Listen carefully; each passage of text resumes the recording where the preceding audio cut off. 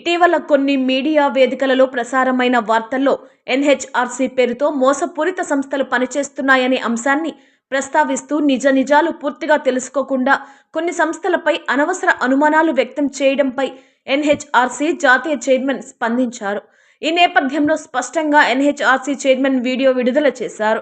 ఆ video chairman తెలుపుతూ NHRC సంస్థ అన్ని చట్టబద్ధ అనుమతులు, నమోదు ప్రక్రియలు పూర్తి చేసి ప్రభుత్వ నిబంధనల ప్రకారం అధికారబద్ధంగా కార్యకలాపాలు నిర్వహిస్తుందని నేషనల్ హ్యూమన్ సంస్థ ఫౌండర్, జాతీయ చైర్మన్ డాక్టర్ సంపత్ కుమార్ వెల్లడించారు. పూర్తి వివరాలతో వీడియో వదులుతున్నామని తెలిపారు. ఎన్హెచ్ఆర్సీ సభ్యులు అధైర్యపడవద్దని, ఎన్హెచ్ఆర్సీ సంస్థ యొక్క ఎదుగుదల చూడలేకనే ఇలా బురద చల్లడం హేయమైన చర్య అని అన్నారు. అందరికీ నమస్కారం. నా పేరు doctor P Sampath Kumar, national Human Rights council NHRC founder and జాతీయ అధ్యక్షుడు, నేషనల్ చైర్మన్. ఇటీవల అంటే 18/2/2026 నాడు national Human rights commission, national Human Rights council NHRC అని పిలువబడే మా సంస్థకు వ్యతిరేకంగా ఒక కేసు ఫైల్ చేసిందని, కేసు నెంబర్ అంటే register 2000/0082/CR 2026, case file number 117/10/34/2026. Victim ఎవరు అంటే జనరల్ పబ్లిక్ అంటే సాధారణ సభ్యులు, సాధారణ ప్రజలు, క్షమించాలి, జనరల్ పబ్లిక్, సాధారణ ప్రజలు. రిజిస్ట్రేషన్ డేట్ 18/2/26 అని పెడుతూ అన్ని రాష్ట్రాల చీఫ్ సెక్రటరీకి వీరికి పంపడం జరిగిందని తెలియజేశారు. ఇందులో ఇటీవల రీసెంట్గా కమిషన్ దృష్టికి వచ్చిందని, నేషనల్ హ్యూమన్ రైట్స్ కౌన్సిల్ అనేటటువంటి ఒక ఎన్జిఓ సంస్థ రిజిస్టర్ కాబడిందని, అది కార్యకలాపాలు అంటే న్యూఢిల్లీలో రిజిస్టర్ అయిందని తమ దృష్టికి వచ్చినట్టు, దీనికి వెంకటేష్ అనే వ్యక్తి కర్ణాటక రాష్ట్ర అధ్యక్షుడు వ్యవహరిస్తున్నాడు కాబట్టి ఈ సంస్థ పైన చర్యలు తీసుకోమని చెప్పడం జరిగింది. కమిషను ఎక్కడ కూడా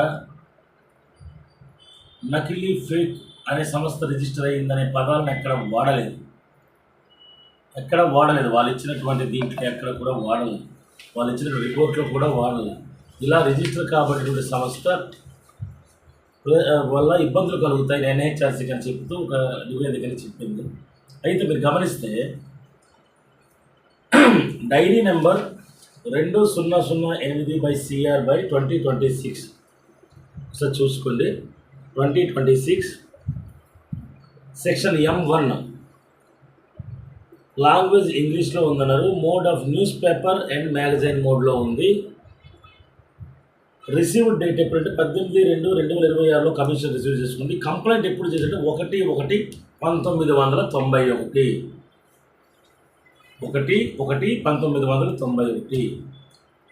విక్టిమ్ అంటే జనరల్ పబ్లిక్, జెండర్ అంటే బోత్ ఆడ మగ, religion unknown, caste unknown, address ఎక్కడ register Karnataka, district Chikkaballapur, state కర్ణాటకలో ఇది రిజిస్టర్ అయినట్టు కమిషన్ వారు తెలియజేశారు.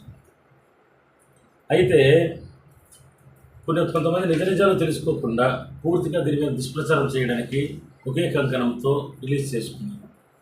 ఈ విషయాన్ని చెప్పదలుచుకుంది national Human Rights council NHRC ముందుకు వచ్చి. దీనికి ముందు కూడా నేషనల్ హ్యూమన్ రైట్స్ కౌన్సిల్కి ఇదే commission national Human rights case number 1195/1/21/2025 NHRC national Human rights commission వారు కూడా కేసు నమోదు చేసి దానిని ఆంధ్రప్రదేశ్ పోలీసు వారికి ఎంక్వైరీ నిమిత్తం పంపించారు. ఈ ఎంక్వైరీలో ఆంధ్రప్రదేశ్ పోలీస్ డీజీపీ గారు విశాఖపట్నం కమిషనరేట్కి పంపించి, కమిషనరేట్ ద్వారా మాకున్న డివిజనల్ కమిషన్ ఏదైతే కమిషనరేట్ ఉందో అక్కడికి పంపించి వాళ్ళ ద్వారా సుదీర్ఘమైనటువంటి ఎంక్వైరీ జరపడం జరిగింది. ఈ ఎంక్వైరీలో కమిషన్ వారికి ఆల్రెడీ అప్పుడే ఒక నోటీస్ ఒక స్టేట్మెంటు పోలీసు వారు ఇవ్వడం జరిగింది. నేషనల్ హ్యూమన్ రైట్స్ కౌన్సిల్ అనే ఒక ఎన్జిఓ సంస్థ అఫీషియల్గా రికగ్నైజ్డ్ కాబడిందని సదరు కమిషన్ వారికి తెలియజేశారు. కమిషన్ వారికి తెలియజేస్తూ వాళ్ళు ఏం చెప్పారంటే, ఇక్కడ ఒకసారి చూడండి, పేజ్ నెంబర్ 3లో కన్క్లూజన్స్ ఇచ్చారు. ఈ కన్క్లూజన్ ఆఫ్ మార్కింగ్లో పోలీసు వారు ఇచ్చినటువంటిది, therefore the organization is having valid documentation. Therefore the organization having valid documentation, including a registered trademark certificate and internal communications supporting its claim lawful operations చేస్తుందని చెప్పబడింది. అలాగే a compression of emblem used by the organization with that of the official National Human Rights Commission NHRC New Delhi revealed no resemblance, hence the allegations are not correct అని ఎంక్వైరీలో చెప్పారు police వారు. అలాగే a surprise, మూడో దాంట్లో ఒకసారి చూసుకోవచ్చు, ఇది కమిషనర్ గారి దగ్గర ఉంటుంది. A surprise inspection of organisations office Visakhapatnam found no adverse material or activities అనే పదాన్ని కమిషన్ వారు వాడడం జరిగింది. అయితే మరి మన స్టేట్ అంటే పోలీసు వారు వాడడం జరిగింది. అయితే పోలీసు వారు ఇచ్చిన దాంట్లో నేషనల్ హ్యూమన్ రైట్స్ కౌన్సిల్ అనే ఈ సంస్థ ఎటువంటి అనాలోచనలకు పాల్పడడం లేదు, చాలా సుదీర్ఘంగా నడుస్తుంది, లాఫుల్ ఇవి చేస్తుంది అంటూ పోలీసు వారికి ఒక సర్టిఫై చేయడం జరిగింది. అయితే ఇదే మెయిన్ వైల్లో మళ్ళీ తర్వాత ఇప్పుడు ఏదైతే నేను ఇంతకుముందు నేను చెప్పాను, కమిషనర్ వారు సుమోటోగా తీసుకునేదాన్ని రిజిస్టర్లో ఒక పబ్లిక్ అంటే ఇక్కడ ఏంటంటే జనరల్ పబ్లిక్ అంటే సాధారణ ప్రజలలో ఎవరు అనేది క్లియర్గా లేదు, మెన్షన్ చేయలేదు. అది అదల్లో ఎవరో ఒకరు ఆకాశ రామన్న అంటూ ఒక కంప్లైంట్ ఇవ్వడం జరిగింది. దానికోసం ఏదైతే ఉందో దానికి ఒక కమిషన్ వారు వాళ్ళ డ్యూటీ వాళ్ళు చేస్తూ ఇది వాడుతున్నామని చెప్పడం జరిగింది. ఎక్స్ప్లెనేషన్ తీసుకోవాల్సిన బాధ్యత అది కూడా కమిషన్కు ఉందని ఈ సందర్భంగా తెలియజేస్తున్నాం. ఇదే తరుణంలో నేషనల్ హ్యూమన్ రైట్స్ కౌన్సిల్ తరఫున మా తరఫున చెప్పాల్సిన బాధ్యత మాకుంది. నేషనల్ క్యాపిటల్ టెరిటరీ ఎన్సిటి అనేది ఒక రాజ్యాంగబద్ధంగా ప్రభుత్వంచే ఏర్పాటు చేసిన సంస్థ. ఈ సంస్థ వారు మేము అప్పీల్ చేసుకున్న national Human Rights Council NHRC అనే పేరుని దేన్నైతే మేము అడిగామో ఆ పేరుని మాకు స్క్రూటినీ చేసి మరీ ఇవ్వడం జరిగింది. స్క్రూటినీ ఇక్కడ మీరు చూస్తే స్టాంపింగ్ ఉంటుంది, మాకు స్క్రూటినీ చేస్తున్నారు. అలాగే బ్యాక్ సైడ్ కూడా మేము అడిగినటువంటి దాన్ని స్క్రూటినీ చేస్తారు, ప్రతి పేజీ కూడా స్క్రూటినీ చేయడం జరిగింది. ఇక్కడ మేము ఆల్మోస్ట్ గవర్నమెంట్ వారికి తెలియజేస్తాం, మాకు ఈ సంస్థ పేరు ఏదైతే national Human Rights Council NHRC అనే ఈ సంస్థ పేరు మాకు కావాలని మేము అడగడం జరిగింది. దాన్ని చదివిన తర్వాత మేము ఇక్కడ క్లియర్గా ఒకటి చెప్పాము, అడుగుతూ దీన్ని ఏ విధంగా మేము పనిచేస్తామనేది కూడా ఇక్కడ స్క్రూటినీ చేస్తున్నారు. స్టాంపింగ్ పక్కన స్క్రూటినీ స్టాంప్ ఇది ఉంది. ఇక్కడ మేము జరిగింది అంటే ఏమని రాస్తున్నామంటే, name of the trust National Human Rights Council NHRC, area of operation all over India, registered office Ashok Nagar Delhi అని పెట్టి, అడ్మినిస్ట్రేటివ్ ఆఫీసు ఇదే విశాఖపట్నంలో నేషనల్ అడ్మినిస్ట్రేటివ్ ఆఫీసు ఉంటుంది, ఇక్కడ నుంచి పరిపాలన సాగిస్తామని చెప్పి మేము సంబంధిత రిజిస్టర్డ్ అథారిటికల్ ఆర్గనైజేషన్ NCT వారికి తెలియజేయడం జరిగింది. సదరు ఈ చెప్పిన ఆబ్జెక్ట్స్లో కూడా ట్రస్ట్ ఎస్టాబ్లిష్మెంట్ ఉద్దేశాలు కూడా క్లియర్గా చెప్పడం జరిగింది. ట్రస్ట్ తాలూకా ఉద్దేశాలు, trust protect and promote the human rights, మేము ప్రొటెక్ట్ చేసి హ్యూమన్ రైట్స్ మానవ హక్కుల గురించి ప్రమోట్ చేస్తాం, 10 మందికి తెలిసేలా చేస్తాం. Works against crime, violence, corruption, ఏదైతే క్రైమ్ జరుగుతుందో క్రైమ్స్కి వ్యతిరేకంగా, కరప్షన్కి వ్యతిరేకంగా వయోలెన్స్ వ్యతిరేకంగా పనిచేసే అవకాశాలు కోరడం జరిగింది. అలాగే library, health, women empowerment, skills వీటిల్లో కూడా పనిచేస్తామని జరగడం జరిగింది.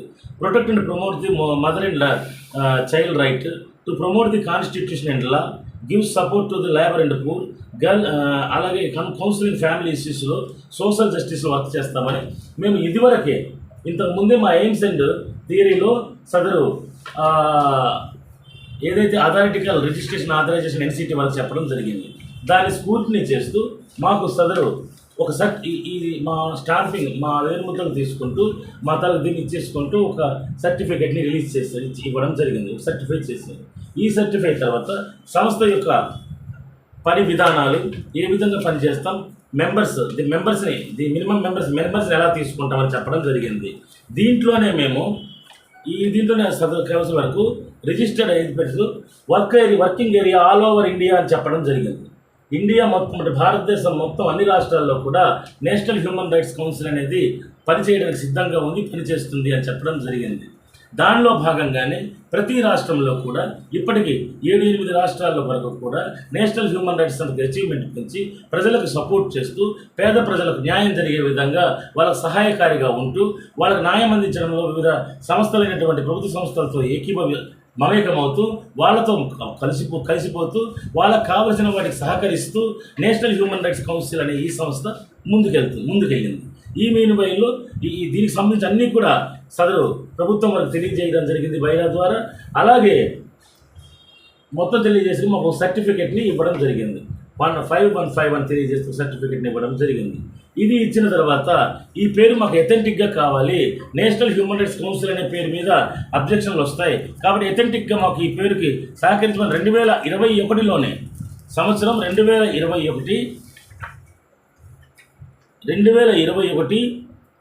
మార్చ్ క్షమించాలి యాక్ట్ 1990 ప్రకారం 9 నవంబర్ 2021లో మేము trade marking India copy rights అథారిటీకి అయితే మాకు ఈ పేరు ఎథెంటిక్ చేయమని అడగడం జరిగింది. Government, this is to the government organisation. ఈ ఆర్గనైజేషన్ వారు రాజ్యాంగ వాళ్ళు పరిశీలించిన తర్వాత ఇక్కడ మీరు గమనిస్తే ఉంటుంది, ఒకసారి మీకు చూపిస్తున్నాను. నేషనల్ హ్యూమన్ రైట్స్ కౌన్సిల్ అనే ఈ పేరుని మాకు ఎథెంటిక్ చేస్తూ ఇవ్వడం జరిగింది. కింద NHRC అనే పదం కూడా మీరు చూడవచ్చు.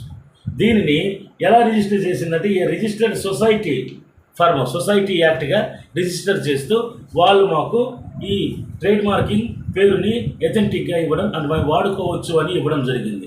ఎప్పుడైతే ప్రభుత్వ సంస్థలు దీన్ని మీరు వాడుకోండి అని మాకు ఇచ్చాయో మేము ఈ సర్టిఫికేట్స్ ఆధారంగా మా వర్క్ను మేము స్టార్ట్ చేసి ఏ వర్క్ని అయితే మేము చేస్తామని చెప్పామో ప్రభుత్వానికి, అంటే NCT ద్వారా తెలియజేసామో ఆ వర్క్ని న్యాయబద్ధంగా ఇంతవరకు ఎటువంటి పొరపచ్చలు లేకుండా సంస్థ ఎవరైతే ప్రజాసేవలు అంకిత భావంతో పనిచేస్తారో ఎటువంటి శాలరీ తీసుకోకుండా ఎటువంటి రెమ్యూనరేషన్ లేకుండా ప్రజాసేవ కోసం పరితపిస్తున్నటువంటి వాళ్ళు ఎవరైతే ఉంటారో వాళ్ళందరినీ కూడా ఒకే దగ్గర క్రోడీకరించి వాళ్ళ ద్వారా వివిధ రాష్ట్రాల్లో ప్రజలకు, పేద ప్రజలకు, అవసరమైన వారికి జస్టిస్ అవసరమైన వారికి ఆ జస్టిస్ అందే విధంగా సపర్యలు తీసుకునే విధంగా మేము చర్యలు తీసుకుంటూ వీటి ద్వారా మీటింగ్స్ని కండక్ట్ చేస్తూ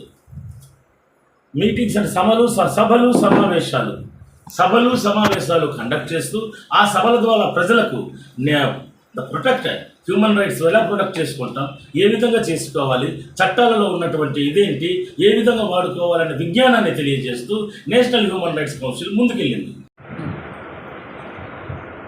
కాబట్టి ఏదైతే NCT అనే సంస్థ రాజ్యాంగబద్ధంగా ఏర్పడిందో ఆ సంస్థ ఏదైతే మాకు రిజిస్ట్రేషన్ చేసిందో ఆ రిజిస్ట్రేషన్లో ఉన్న బైలా ప్రకారమే నేషనల్ హ్యూమన్ రైట్స్ కౌన్సిల్ ముందుకెళ్ళి నడిచింది. ఈ రోజుకి 5 సంవత్సరాలుగా. అంటే మాకు తెలిసి ట్రేడ్ మార్కింగ్లో ఉండేటప్పుడు, ట్రేడ్ మార్కింగ్ రిజిస్ట్రేషన్ చేసుకున్నప్పుడు according to my knowledge trade marking apply చేసిన తర్వాత సదరు ట్రేడ్ మార్క్ వారు అఫీషియల్ పోర్ట్లో అబ్జెక్షన్లు ఏమైనా ఉంటే తెలియజేయమని, అప్పుడే ఆ పేరుకు అబ్జెక్షన్లు తెలియజేయమని అఫీషియల్ పోర్ట్లో ఒక స్టేట్మెంట్, అడ్వర్టైజ్మెంట్ ఇస్తారు. ఇచ్చిన తర్వాత 21లో మేము అప్లై చేస్తే 23వ తేదీ మార్చి నెల 2023లో మాకు ట్రేడ్ మార్కింగ్ దాన్ని యూజ్ చేసుకునే అధికారాన్ని కలుగజేస్తూ సదరు ట్రేడ్ మార్కింగ్ అథారిటీ వాళ్ళు మాకు అది ఇవ్వడం జరిగింది. మరి ఇన్ని సంవత్సరాలకు వచ్చిన తర్వాత మేము పబ్లిక్లోనే పోరాడుతున్నాం, పబ్లిక్లోనికి వెళ్తున్నాం. అలాగే అంతకుముందే చాలామంది కంప్లైంట్ ఇచ్చారు, దానికి సంబంధించినటువంటి ఇచ్చాం. ఈరోజు కొత్తగా ఎవరో అకసరామన్న ఫిర్యాదు చేశాడని చెప్పి కమిషనర్ వారు సుమోటోగా తీసుకొని అన్ని రాష్ట్రాలకు పంపించి మా పైన కేసులు నమోదు చేయబట్టి బాధ్యులు మేమన్నట్టు చూపించడం అనేది ఎంతవరకు న్యాయబద్ధమో కమిషనర్ వారే యోచించాలని ఈ సందర్భంగా తెలియజేసుకుంటున్నాం.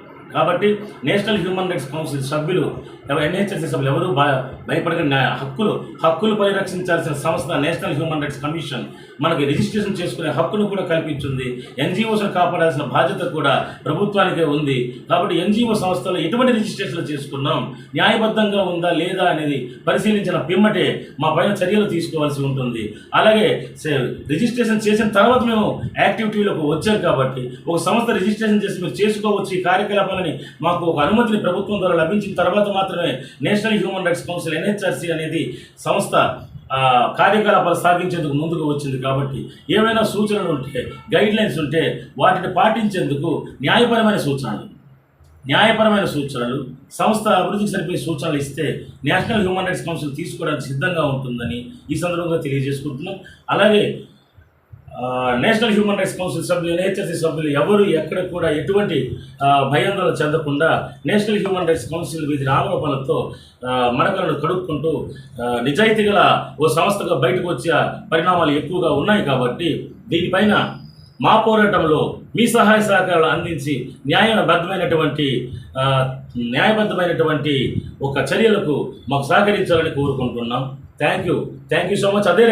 అదేవిధంగా అవసరమైతే న్యాయస్థానాన్ని ఆశ్రయించి మన సంస్థ యొక్క హక్కుల్ని కాపాడుకునేందుకు మనవంతు ప్రయత్నం చేసే దిశగా ముందుకు సాగుదాం. ఇందుకు ప్రతి సభ్యుడు, ప్రతి కార్యకర్త తమ యొక్క పూర్తి బాధ్యతతో కూడుకున్నటువంటి సహాయ సహకారాలు మాకు అందిస్తారని కోరుకుంటున్నాం. ధన్యవాదాలు. Thank you very much.